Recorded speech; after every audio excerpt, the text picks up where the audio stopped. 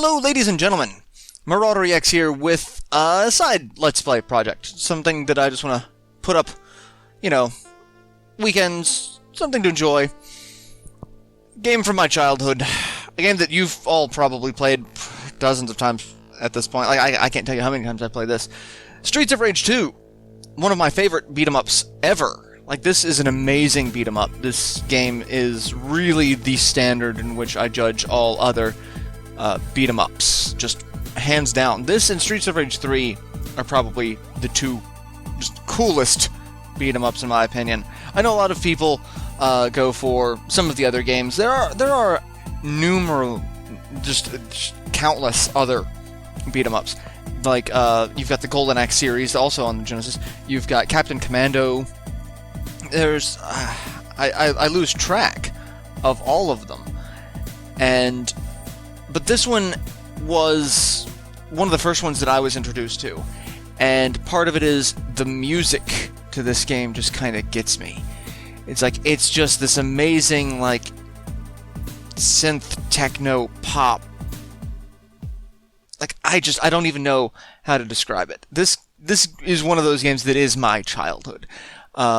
So we are, let's see, options. What options do we have available? We can increase the number of lives. We'll do that. We'll leave it on normal. Did that stick? Is that... Okay, yeah. And we'll just be doing this one player. And in this game you have Max, Axel, Blaze, and Skate. As you can see, they each have a star rating based off of how much damage they do, their technique, speed, their jump height, their stamina. To be honest, I don't know what half of these stats do. I guess stamina is how much damage they end up taking. Jump is how high they jump. Speed is how quickly they can move. Technique, I guess how much damage their special attack does. I don't know. And then their power is, I guess, their regular attacks. Blaze is kind of the all-arounder. Skate's your quick attacker. Axel is the tech-heavy person, and then Max is the bruiser. So I typically go Axel. I like Axel. Either Axel or Blaze.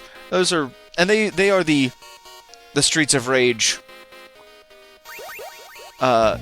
stables. They've been in the game since the beginning. They were the two playable characters in the first game. So that's really it. And this is also the game that gave me Arcade Chicken or Trash Chicken, another fan food favorite from video games. It raises the question of who puts chicken in an arcade machine? Who throws away a whole chicken? Or really, in this case, it's larger than a chicken. It's probably a turkey. But yeah, this game, it made beating up street punks fun. There's a huge, intricate story that makes no sense, especially as the series progressed. You have Axel and Blaze are cops, but they're kind of loose cannon cops, and they have to work almost outside the law because the city is so corrupt that the police really can't do much of anything. So they're after a crime syndicate. The first game they beat the leader of the crime syndicate. They thought they killed him, but apparently he comes back, and now he's turned the city into a war zone, and we're back out fighting. And by the third game, it gets even weirder, especially depending on what version of the game you're playing, if it's the Japanese version or the US version, because they changed the story drastically in the localization process. It's crazy. It's crazy. And we're gonna switch to the pipe, because nothing says I love you like a lead pipe to the back of your cranium. You missed me there, Billy. Alright, that's it. Alright, apparently everyone's dead. Just gonna keep beating up on people. As the series progressed, you got some new and interesting mechanics. this game brought in sided or special attacks like that didn't actually take up health, because that's the thing. It's like in the first game, if you use your special attack, it drains your health, and if you use the special attack in this game, it drains your health. But I think only if you connect with someone. In the first game, if you just use it, it drains health. So that's something to be aware of. In the third game, you actually have a power meter that charges up, and if it's at full, you can use the special attack without draining health. Or you can spam it, and it'll do damage, you know, if you don't have a full special meter. So. Ouch. I hate Jack.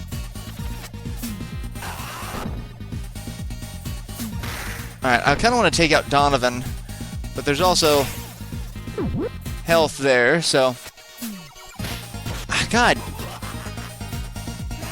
Fine. I'm gonna pick up the knife, and I'm gonna gut you with your own knives. Ooh! You thought you were being clever. How many knives can there be on screen at the moment? Oh. Well, I'm picking... Oh, he can catch the knives. How wonderful. You are clever. I forgot a lot of the AI of the game, so I'm going to be remembering things as I take punches to the face. And that's the thing. It's like I am not a master of this game. I remember as a kid playing this and beating it and then never touching it again because it was actually quite difficult as a kid.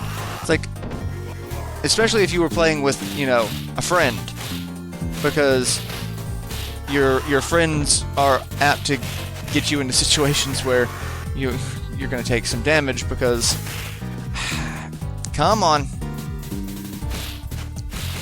I hate a lot of the enemies. And they fall under family classifications. Like, you've got Donovans, you've got the Signals, which are all going to be separated by colored jackets. So you've got yellow signal, red signal, I believe green signal as well. And for the most part, they'll all have the same type of AI, you know, strength against some attacks. I want to say the Signals are the ones like you don't want to do jump attacks for. Like if you try to do jump kick to them, they'll slide underneath you and that attack will get priority. So, and that's one of the things that I found kind of interesting about the game is like, as you play, it's like you notice certain enemies are strong against some types of attack, or they have an AI that favors certain types of attacks. Or, you've got enemies that, you don't want to use certain types of attacks on. And then you've got Elektra. Not the Elektra from Marvel Comics, but she's got a lightning whip, and she has 2 bars of health, so I like to kind of cheese the first bar. But, like, this is how you can cheese the game. You can just kind of punch lock individual enemies. And you beat up on women.